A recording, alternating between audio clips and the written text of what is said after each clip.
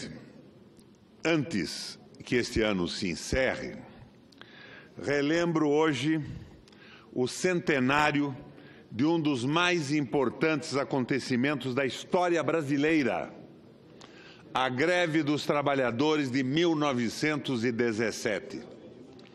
Foi a maior greve havida no país até hoje, com a adesão de mais de 70% da mão de obra ativa, além de que a paralisação obteve um grau de apoio de parte da população jamais visto nestes últimos 100 anos.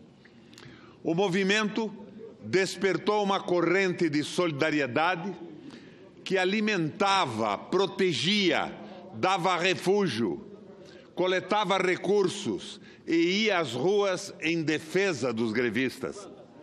E foi também a mais reprimida e a mais sangrenta das greves operárias brasileiras. Cerca de 200 operários assassinados, centenas feridos, várias centenas presos e milhares demitidos. Além de dezenas de trabalhadores expulsos do país por serem estrangeiros. As execuções sumárias, a tortura, as prisões em massa, a proibição de organização sindical, a censura à imprensa foram os instrumentos de repressão largamente usados em 1917. Não à toa que o prefeito de São Paulo, centro irradiador da onda sísmica que abalou o país, era Washington Luiz, para quem a questão social era caso de polícia. Neste ano do centenário da grande greve, exatamente neste ano, como que para se vingar dos trabalhadores de 1917, as classes dominantes, aliadas a um governo que não está coberto pela legitimidade de uma eleição, com apoio de um Congresso que renunciou ao papel legislativo e com o suporte da mídia monopolista e venal, aprovou a reforma trabalhista. Esta reforma, que agora passa a viger, reequipara, realinha as condições de trabalho, salariais e de direito dos trabalhadores de hoje, as condições de trabalho, salariais e de direitos e de organização de 1917. Um retrocesso secular. Envergonhem-se, senhores e senhoras, com o que aprovamos aqui. Vejam o que os trabalhadores de São Paulo, do Rio Grande do Sul e do Rio de Janeiro, principais centros grevistas de um século atrás, reivindicavam, e comparem com o que foi sancionado aqui pelo presidente da República. Em 1917, eles queriam jornada de 8 horas de trabalho. Hoje estamos flexionando a jornada, permitindo que ela seja estendida a 12 horas diárias, como, aliás, era a jornada de 100 anos atrás. Como há 100 anos, dizia o representante de São Paulo nesse Senado, Alfredo Elis, nós, do Poder Legislativo, não podemos decretar horas de trabalho. A mesma omissão adotada agora pela bancada paulista e pela Câmara e pela maioria dessa casa. Em 17, os trabalhadores brasileiros queriam férias e descanso remunerados, aposentadoria, salário mínimo, contrato de trabalho assinado, condições de trabalho salubres e seguras, especialmente para as mulheres e as crianças. E vejam só, queriam também, em 1917, intervalo para o almoço. Hoje, um século depois, as senhoras e os senhores da bancada patronal e governista aprovam uma reforma que não garante férias, descanso remunerado, intervalo para o almoço, salário mínimo e a proposta de reforma da Previdência tornará a aposentadoria tão impossível como era aquela época. Hoje, como há 100 anos atrás, as senhoras e os senhores admitem que grávidas lactantes trabalhem em ambientes insalubres. 100 anos depois, a máxima de Washington Luiz pode ser recolocada como dístico, como símbolo dessa reforma e, quem sabe, até mesmo escrita em placa de bronze para a entronização nesse plenário ao lado de Rui Barbosa. É uma falácia dessas trapácias de jogador de baralho de botequim dizer que todos os direitos dos trabalhadores estarão preservados com a reforma. Mentira! Mentira a que apenas alguém absolutamente idiota, muitíssimo idiota, acreditaria. Com a supremacia do negociado sobre o legislado, o trabalho intermitente e a terceirização, nada, absolutamente nada estará garantido. Zero, senador Cidinho. Nem o salário mínimo, nem férias, nem o 13º, nem o descanso remunerado, nem o recolhimento do Fundo de Garantia e da Previdência. Logo, sequer a aposentadoria estará garantida, independentemente dela ser reformada ou não. O empregador não se verá obrigado a respeitar qualquer direito. Com a pejotização indiscriminada da força de trabalho, cada trabalhador será transformado em uma empresa, sem direito a férias, 13º, descanso remunerado, recolhimento do Fundo de Garantia, desconto para a Previdência. Enfim, será cada um por si e todos contra os trabalhadores. As empregadas domésticas, só recentemente reconhecidas como trabalhadoras com direitos, isso mesmo, só recentemente reconhecidas como trabalhadoras, voltarão rapidamente à condição anterior ou como contratadas, como trabalhadoras intermitentes, pejotizadas. E quem não sabe disso?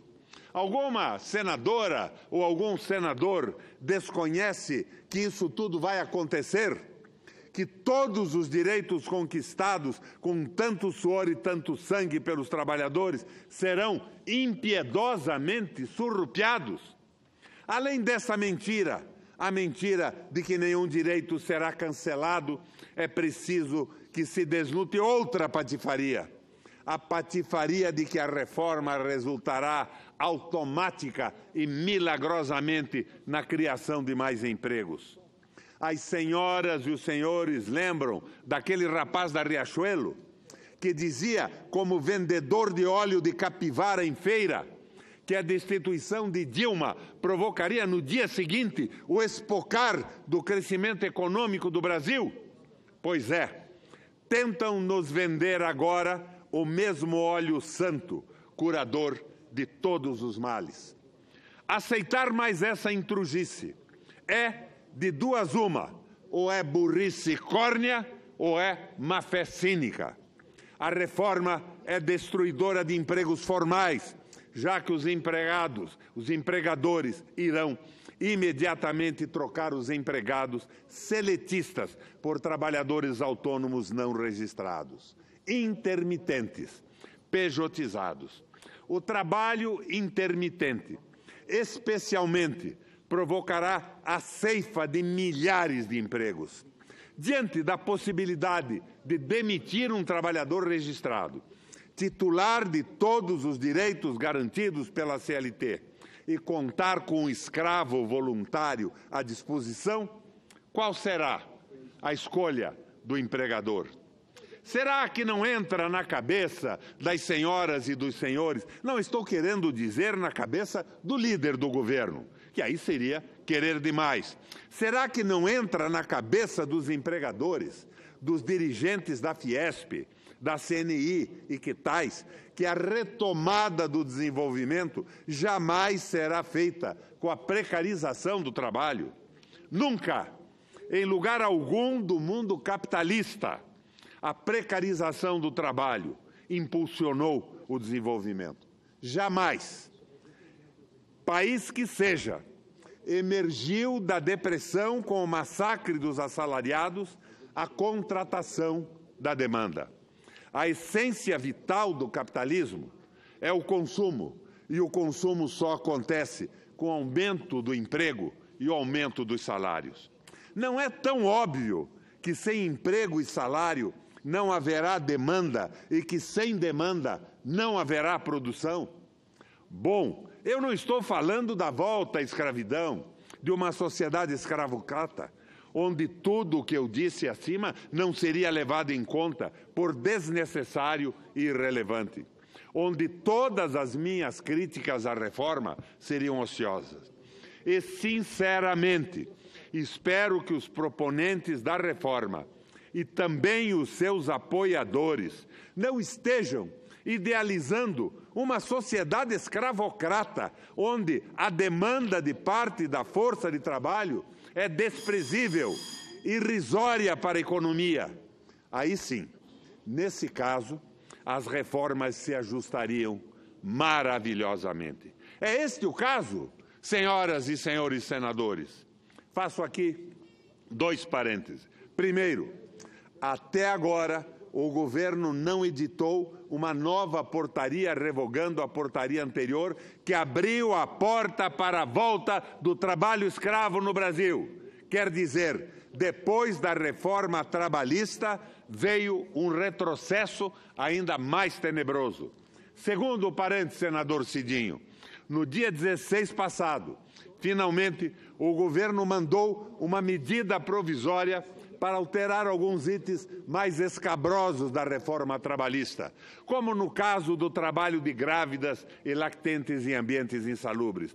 Mas como, até agora, sequer foi criada a comissão especial para examinar a medida provisória, a tramitação da medida ficará para o ano que vem.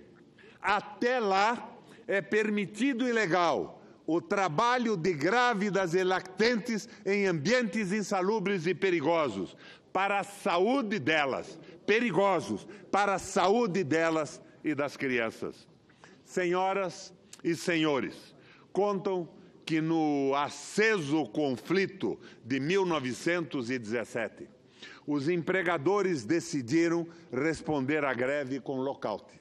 Aprovada a resolução, eis que chega à Assembleia Patronal, o conde Francisco Matarazzo, então o maior industrial da América Latina. Ele deu uma espinafrada geral e exortou seus pares a negociar com os trabalhadores e interromper o massacre. Pelo jeito, hoje, faltam-nos Matarazzo e sobram escafes. Por fim, saúdo e homenageio as mulheres, os homens e as crianças que protagonizaram a gloriosa greve de 1917. Uma greve, como se vê, pelo que pretende esta reforma atualíssima. E caso os senhores não desejem para o Brasil um outubro de 1917, tratem de aprender as lições de julho de 1917. Dia 5, para o Brasil pelo direito dos trabalhadores, pelo processo civilizatório, pela fraternidade, pela justiça social e pela dignidade desse país. E vai parar de verdade. Obrigado, senador.